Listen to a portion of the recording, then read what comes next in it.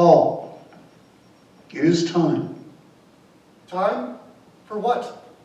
You've been sitting here for more than 50 years, haven't you? Yes. It's not what I thought it would be. What? No blood-curdling moaning? No rattling of chains?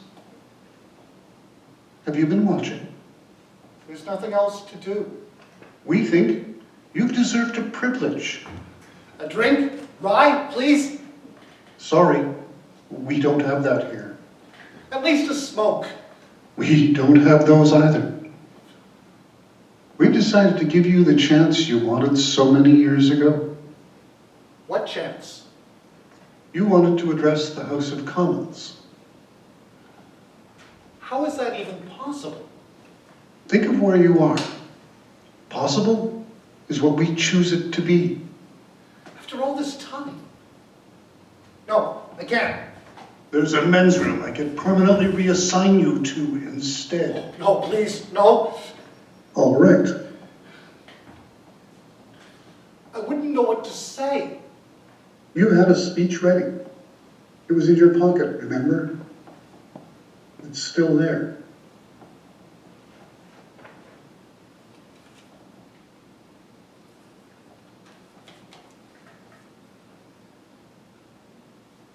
Do they know who I was? About the bomb? Of course. They know who you were, even after all these years. It's time, Paul. Now or never. I don't know. I knew then, but now, I can't. I'm not dressed properly. Those clothes, Paul, they were what you were wearing on that day. They were good enough then. They're good enough now. It is time.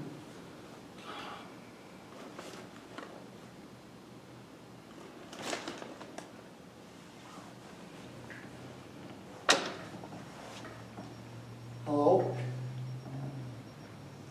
My name is Paul Chartier. I was born in Fort Kent, Alberta in 1921. I don't know exactly where I am now or how I know what's happened since I died in 1966. Please, I'm very nervous. I wanted to speak to you before. I wrote a letter to the Speaker of the House asking to do it, but he didn't answer me. Just passed it off to his clerk. 2nd May 1966. Dear Sir, your inquiry as to whether an individual is permitted to speak to the House of Commons has been referred to me. In reply, I must inform you that only members of the House have the right to speak in the chamber when the House is sitting. Therefore, there is no possibility whatsoever of agreeing to your request. Leon J. Rennett, Clerk of the House of Commons. I'd like to thank you for this opportunity to do this after all these years.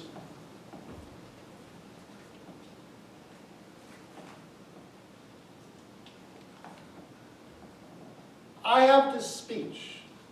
I was going to give it that day, but I should probably explain what happened first.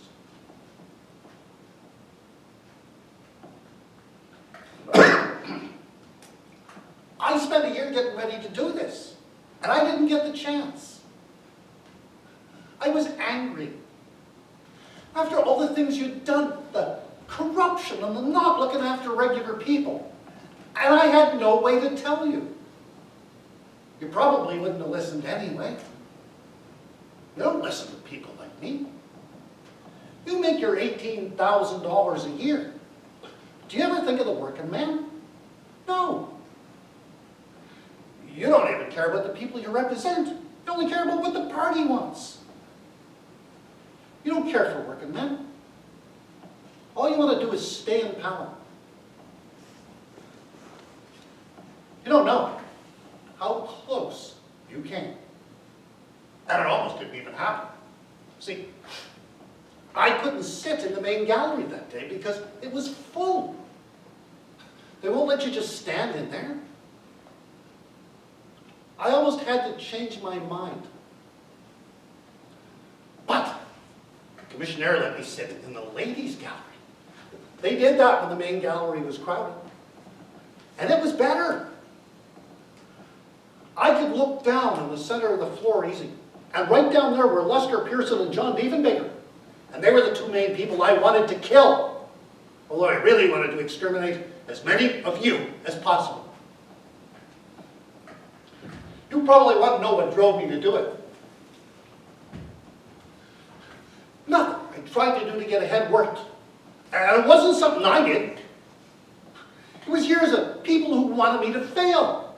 Here's a government people keeping me down, and bankers robbing me, and the government letting them get away with it. Why did I do it? I'll tell you why. All of the things that people did to me my whole life led to this. It all started in my teens. My parents had hotels and they were successful. I worked at my parents' hotel in Port Kent during high school, and I knew I'd be good at it. But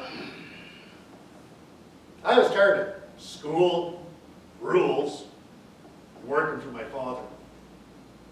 My older brother Rene was working up north, and I got him to get me a job at the Consolidated Mine in Yellowknife. I started working as a dishwasher. There were lots of plates to wash, and I hated it. I did that for more than 6 months. And one day my friend Cappy, Louis Capjack, got me a job with the Powder Monkeys. No one said Blaster. It was bad luck. Cappy was my only friend up north. Everyone else hated me. Part of it was I drank a bit. So what? But everyone said, you had to be able to trust the guy you work with.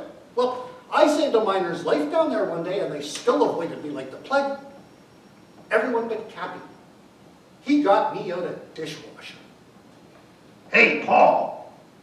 One of my guys got drunk and was too hungover to show up for work. I got a good job for you. They fired him, so it's yours if you want it. Dynamite. Scary stuff. I told him I worried it would just go off by itself. He laughed. It won't go off without a detonator. Look at it this way. It's an extra $1 a day, and you're making $2 a day now. All you gotta do is carry the dynamite, hook up the wires, and then put it in the holes after the drillers are done. The hard work's all done by the foreman. Nothing can go wrong. I got used to it really quick. And the Powder Monkeys, they weren't muckers or dishwashers. They were the best. No one messed with the Powder Monkeys. I did that job for a while, and it was good, until sports day. See, the others were so jealous of us. So that's how they got me. The judges stole my win from me in the main ore shoveling event. I won it fair and square, but the judges said some other guy shoveled more. So I said, to hell with them, and I quit the next day. Serves them right. After that, I got a job driving a truck up and down the New Alaska Highway. I even wrote a book about it. You don't believe it. It was on what you should know about sex and life on the Alaska Highway. I did that for a while, but I had to give it up. I didn't get along with the guys I worked with. A bunch of jerks. But then, I didn't have any money coming in. At that time, my father is running a hotel in Veteran, Alberta, and I had to move back to work in the hotel. It was hard working for him again. I had to work long hours. He wanted me to get along with the customers. That wasn't for me. I decided it was time for a change. I quit. And I joined the Air Force. I enlisted in 1943 and made leading aircraftsman. I hated the officers. They're always telling you what to do. Shotje, stand up straight. Chest out, stomach in, shoulders back. They wouldn't let me take flight training and be a pilot. That's what I wanted to do. Why else would you join the Air Force? Air Force. I did that for more than 2.5 years. It all came to an end one day.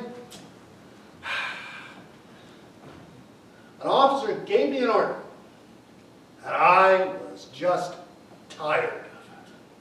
Clean up this area, Shotje. It's a pigsty. I couldn't take it anymore, so I punched him out. What did he expect? He can't go bossing people around all the time. You know what? They just let me go. I couldn't believe it. They gave me an honorable discharge and a volunteer service medal. I did a few things after that, but by then I had realized what life is like. Nobody cared about anyone else. I got mines. Hell with you, Jack. Everyone I ever worked with would do whatever they could to keep me from getting ahead, just so they could get a bigger piece of the pie. So I decided I was tired of being a worker. It was time I started being the boss. I got together with my younger brother, Robert. We both had experience in the hotel business. Like I said, I knew I'd be good at it. We bought the Alouette Hotel in the Palm. We had 2 good years, and we were doing okay. The business was booming. But Robert and I didn't get along. Damn it, Paul. Couldn't you at least smile when you deal with the customers? So I sold him my share, let him buy me outright. And by that time, my brother Rene is doing really good for himself in the hotel business. He'd bought and sold a few, and he moved to Virginia. He was running a hotel down there as well. I figured I could do really good for myself in the hotel business. It was in my blood. So, what goes around, comes around. I borrowed some money. I bought the hotel my father used to run in Veteran. It was going to be a moneymaker. And right after that, I got married.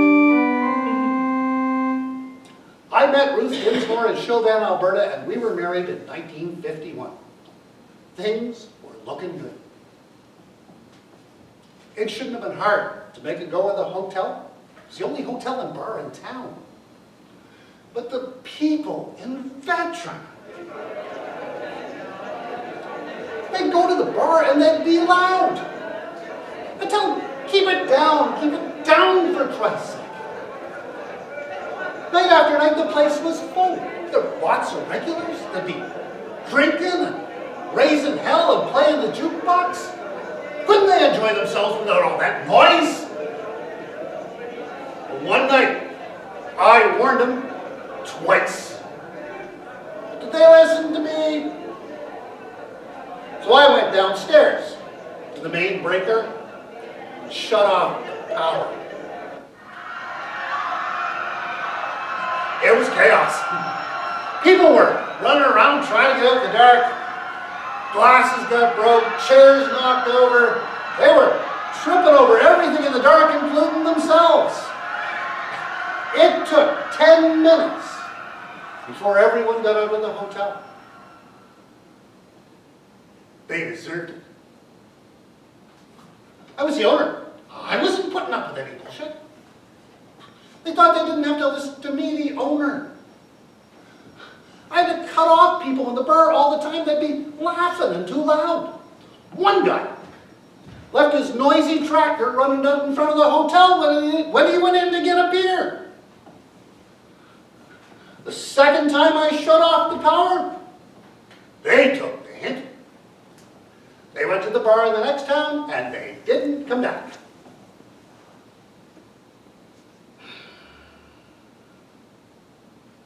The hotel couldn't make its own way without the bar. It wasn't long before the bills started piling up. Soon after that, the bankers came after me. It wasn't fair. They should have listened to me and be quiet. Those damn farmers would have cost me my hotel. I was in real trouble. I asked Renee to loan me some money. I needed $15,000. But he made me sign over the first mortgage on the hotel. I held in there for a few years, till 1954. Then I had to sell the place and lost $30,000 to those con men at the bank. And Renee wanted his money too. I had to give most of the money from the sale to him. He was going to sue me for it.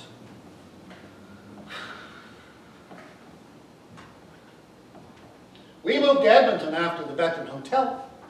Things went from bad to worse. That's about the time my marriage started to fall apart. After a year and a half in Edmonton, Ruth left me. She said we had problems. Well, there was an age difference. When we got married, I was 30, she was 17. And she said I had a temper. Yeah, I used to yell a bit and throw things. I hit her occasionally, but what husband doesn't, right? And I didn't want kids, and she did. She said she wanted a divorce, and I said no. Then I changed my mind. She left me. Their problem. It's her problem, not mine. She moved to BC and married some other guy.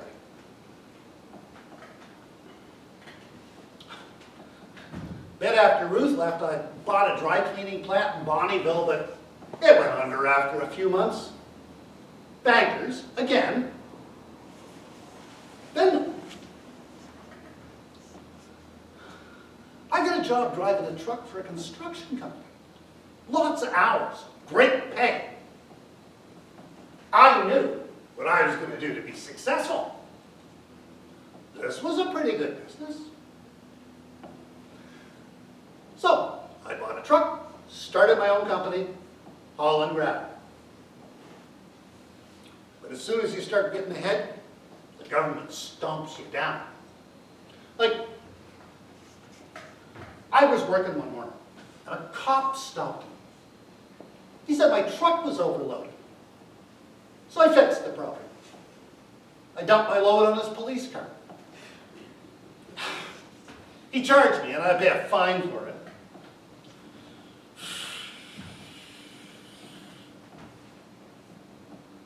It didn't work out though.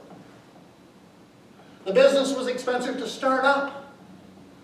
I'd only missed a few payments, and the damn bank took my truck. You can't make money in the trucking business when the bank repossesses your truck. No one gives a guy a break. That was 1961. I was forced to declare bankruptcy. You don't know what that's like. The debt, the taxes, it never ends. They took my car for debt I still owed on the hotel. Cops had to come and get it though, because I wasn't delivering it. The lawyer from the Bankruptcy Commission was trying to have me charged with assault. He said I threatened to kill him. And the commission was trying to have me charged with fraudulent bankruptcy. They didn't find enough to make the charges stick, but they did turn down my bankruptcy application. There was nothing left to pay the debt, so it didn't matter. I owed $7,500 and had $1,700 in assets. After that, I worked as a security guard at the Edmonton Municipal Airport, but I didn't stay long. I'd had it with Canada. The bankers, small towns, the lawyers, the police. That was it for me. I moved to the States. Late 1961. I told those immigration guys I was a hotel manager and a heavy equipment operator, and they made me a permanent resident right to late. I worked in New York, Los Angeles, Virginia, Miami.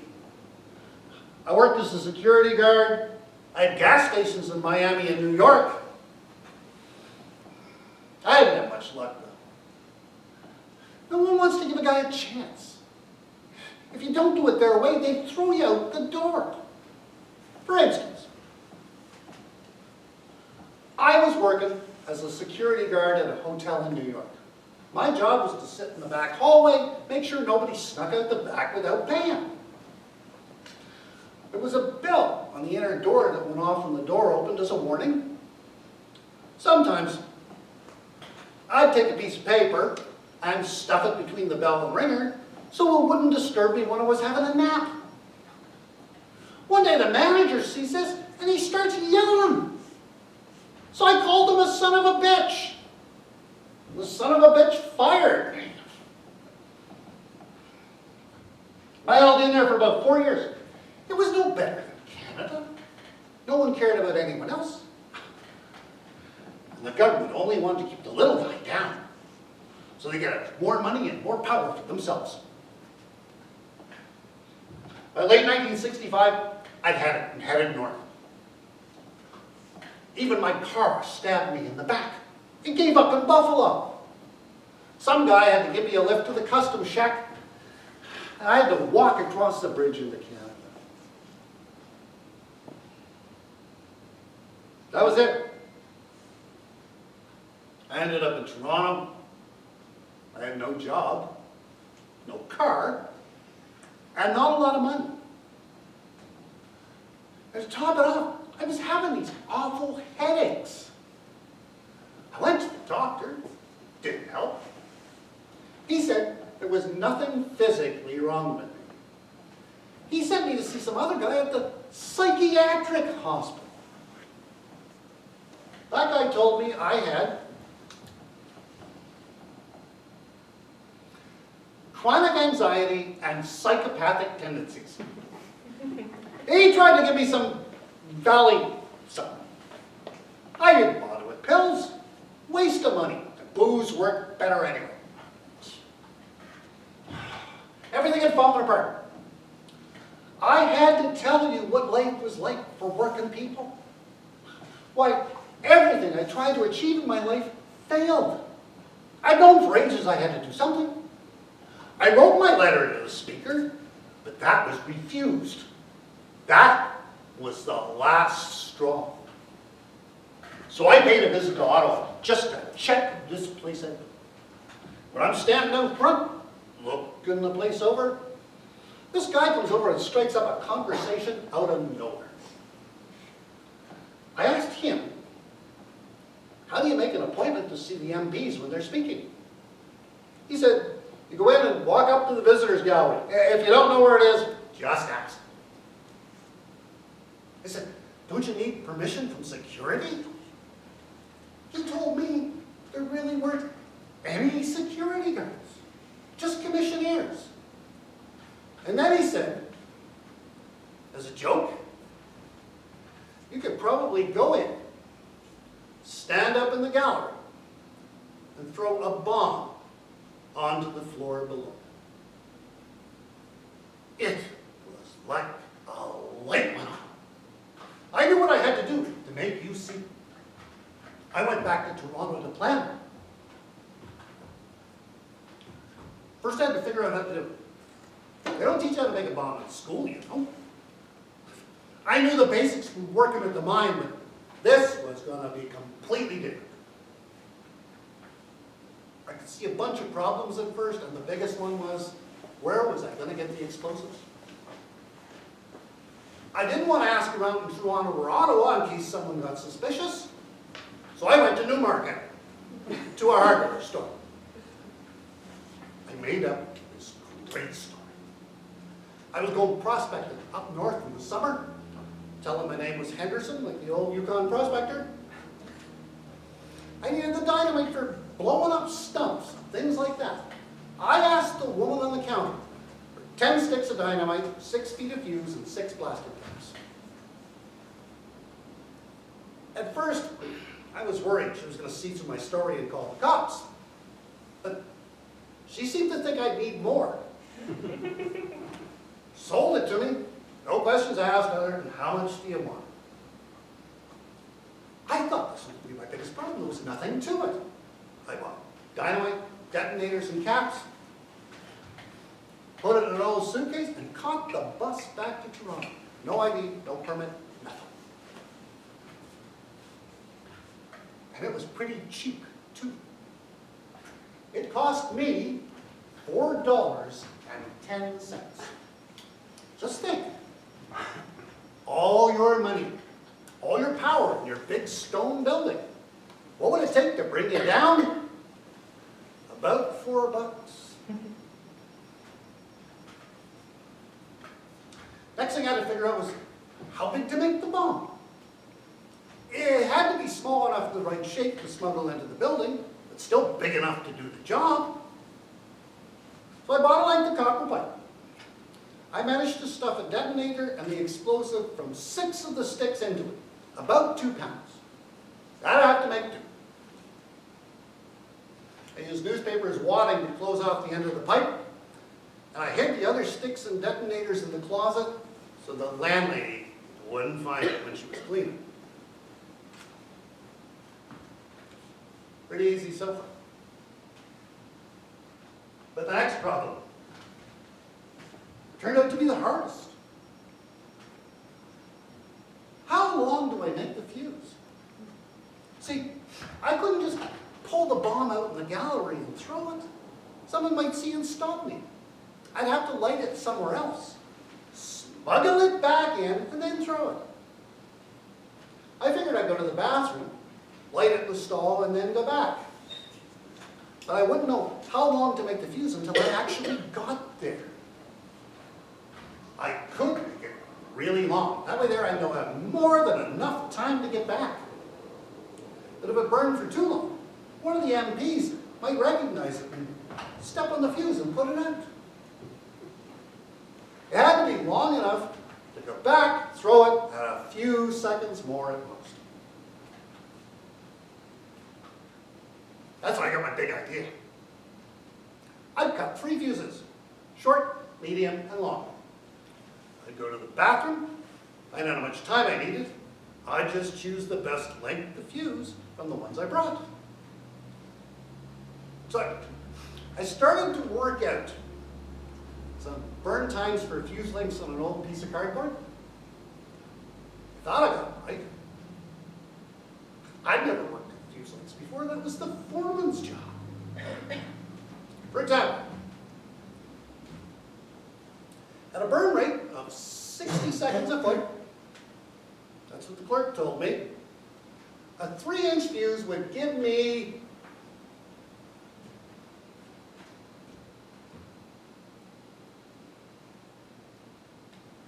25 seconds. I worked out the burn time for a 2-inch, a 3-inch, and a 7-inch fuse. Cut them. When I was done, I hid the cardboard behind the dresser. I'd wait until I got to Ottawa before I put them in the bomb, just to be safe. Then that night I caught the overnight bus from Toronto to Ottawa. When I was a truck driver, I was never that nervous on a ride. I kept worrying someone would figure out my plan and stop me. I'd never get the chance to get my revenge. I didn't want to sleep on the bus. They might sneak up on me. Tried to stay awake by talking to the guy across the aisle. He was a journalist. I was hoping he'd remember me tomorrow when I was done. Tried to tell him my story. He fell asleep. That didn't matter. I got there all right. I had a place at a rooming house in Hull, the St. Louis Hotel. I didn't want to stay on the Ottawa side. It was too expensive. Even the wine was $4 a night. I got settled in. I started to put the fuses in the detonator, and then I figured I could do a much better job. I had a few drinks first. A couple of whiskeys later, it was done. Hid the bomb under my coat. I was ready. I started on my way. It was a warm and sunny day, but I had to wear my coat anyway to hide the bunk. All the way, on my walk from Hull to the Parliament buildings, I prayed. Everything I tried to do in life failed. Please, don't let me fail at this. I got there all right. And I ended up in the ladies' gallery. I was looking down, Mr. Pearson and Mr. Diefenbaker. Someone was giving a speech about a union. It was 5 to 3. It was time. I went to the bathroom to count how much time I went. 14 steps from the gallery to the bathroom. Less than 20 seconds. Checked to make sure it was empty. Went into a stall, and I chose the medium fuse in the detonator. I remembered my calculations. At 60 seconds a foot, a 3-inch fuse would give me 25 seconds. I lit it, stuffed it up under my right arm, under my coat, and it went off before I even left the stall. The sound was so loud. There was dust everywhere. I was laying on the floor. Mr. Speaker, the page has just informed me that all the doctors in the House should report outside the chamber as their services are needed immediately. There was a doctor that came, one of the MPs. I remember him. He was from Alberta too. And there was nothing. And I was here. I put the fear into people anyway. They didn't believe someone would walk into their precious building and blow them up. But not for long. People laughed at me. And it wasn't my fault, it was that bitch at the hardware store. I figured I needed 20 or so seconds of burn time for the fuse. She told me it burned at 60 seconds a foot. 12 inches, 60 seconds. I only need a few inches of fuse. That's why I chose the 3-inch one. But she got the burn rate wrong. It didn't burn at 60 seconds a foot. It was rated for 40 seconds a foot. It burned for less than 10 seconds. I was going to lit it, hit it, and go up to that railing, throw it down, and give you people a blast to wake you up. I was going to change this country, to make it better. I was going to make you care about the working people who make this country run. I never even got out of the bathroom. All I succeeded in doing was blowing up a 3rd-floor men's room in the center block of the House of Commons. And myself. I died in a fucking toilet stall. It's not fair, it should have worked. Damn her for not knowing the right rate. Everything I tried to do in my life, someone stood in my way. Every time, my whole life. And now, you know what happened.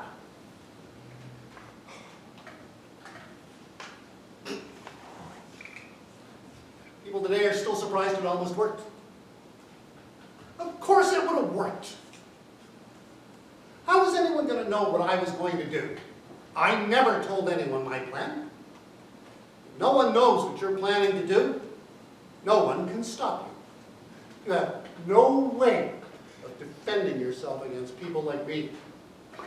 And I never even gave them a clue as to what I was planning. Everyone I know said I was never interested in politics. What did they know? That's all I thought about. Lots of people didn't even know I was bald because I wore a toupee. Didn't wear it that day, though. I wanted you to see me as I am. A little guy who's been beaten down by the government, the police, and the bankers. The bankers are corrupt, the police are corrupt, and the government is corrupt. And I know what's happened since I've been gone. A lot of people said I was crazy. They called me deranged, psychotic. They called me the mad bomber. I wasn't crazy. That'd mean I didn't know what I was doing. Look, there was an inquest. One of the doctors I saw a few months beforehand was there. He said I had mental issues, but I wasn't nuts. Mental issues. According to Renee, I was eccentric. Yes, I did examine Mr. Chartier when he came into the hospital. He was suffering from mental issues. I did prescribe Valium, but I don't believe he filled the prescription. He was suffering mental distress, but I didn't believe him certifiably insane at the time. But you called me insane. And a terrorist. Like some of those guys attacking the Cuban embassy, or those FLQ guys blowing up mailboxes. I wasn't a terrorist. I believed someone should represent the people. Someone had to do something. Don't lump me in with those others. You call a lot of people terrorists. And I know you use different words now. In my day, we'd call them nuts. Most of them are fruitcakes. You think I don't know what's happened since I was gone? I know, I've been watching. If you spent as much time helping people with mental problems as you did worrying about terrorists, you'd be a hell of a lot safer. And remember, they're the ones most likely to be successful. Let's talk about some of your terrorists. A lot of them should have been seeing somebody long before they did anything. Their family and friends knew it, but nobody did anything about it until it was too late. Terrorists do things because they have something to gain, not because they have mental problems and don't know any better. That Alexander Bissonnette guy went into a church and started shooting people. He'd been seeing a doctor for his mental problems since he was a kid. Tried to kill himself a couple of times. Or those two in BC who wanted to blow up the Capitol building. You think they were anything like me? They both had mental problems and were on drugs. He was kind of simple. She was seeing a shrink. And besides, it was the cops that put him up to trying it in the first place. Hell, they couldn't even figure out how to buy a bus pass without help from the cop. How about that guy in Quebec that ran over the soldiers? His friends and family knew he had mental problems. Everyone knew it. A couple of days beforehand, his father was trying to have him committed because he thought his own son was dangerous. The doctor said they couldn't do anything unless he asked himself. But we called him a terrorist. He did the same with that guy, Zehaf Debo. Terrorist. He was nuts. He wanted to move to the country his father was from and get married, but their embassy wouldn't let him. 2 days later, he brings a gun to this place and shoots a soldier. They'd even thrown him out of his own church. He was always interrupting, yelling, Satan was going to get him. Demons were chasing him. He heard voices in his head. Paul.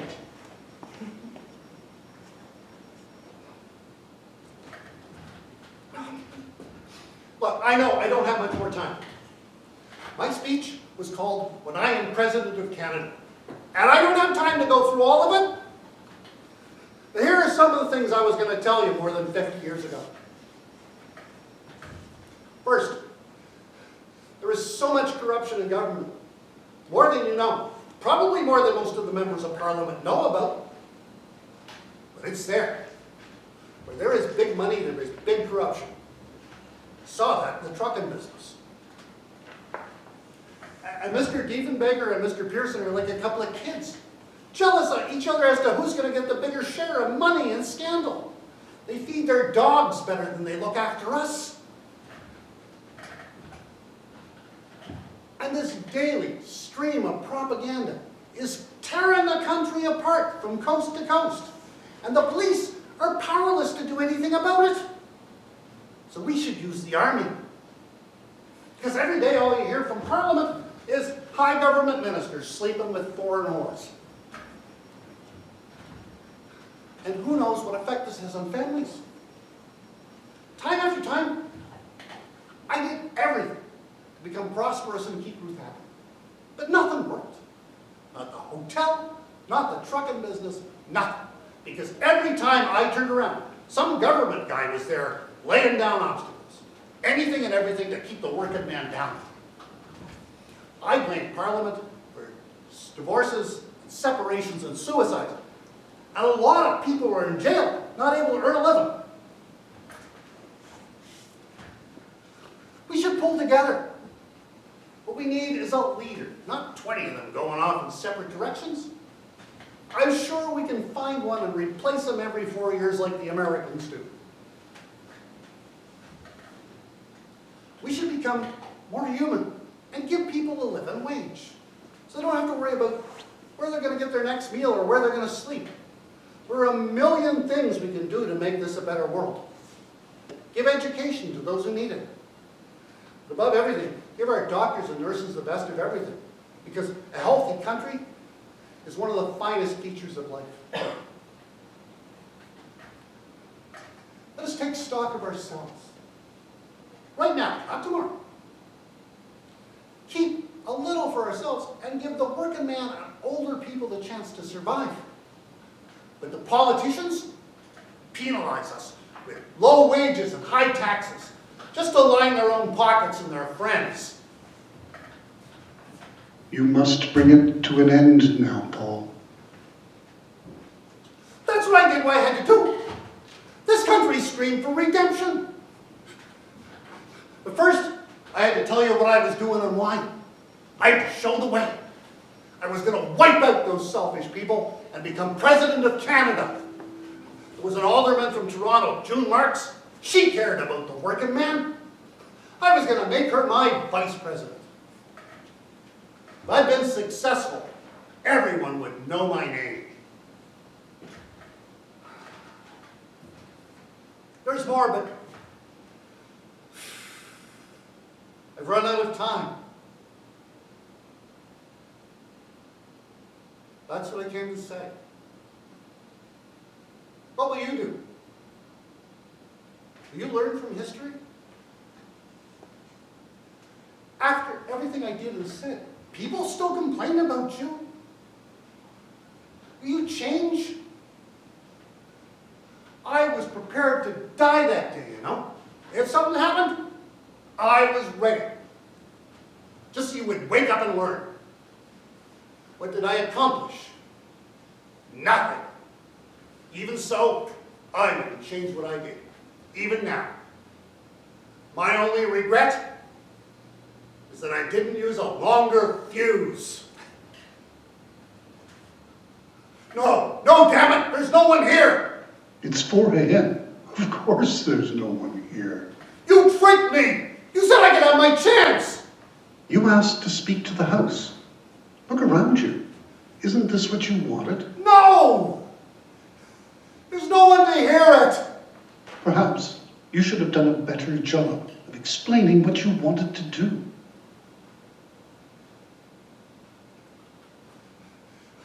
But I heard them. You heard what you wanted to hear. Perhaps you could think of this as practice. Practice? Practice for next time. There could be people. Maybe. When? When can I do it? Patience, Paul, patience. It will be soon enough. After all, we have all the time in the world.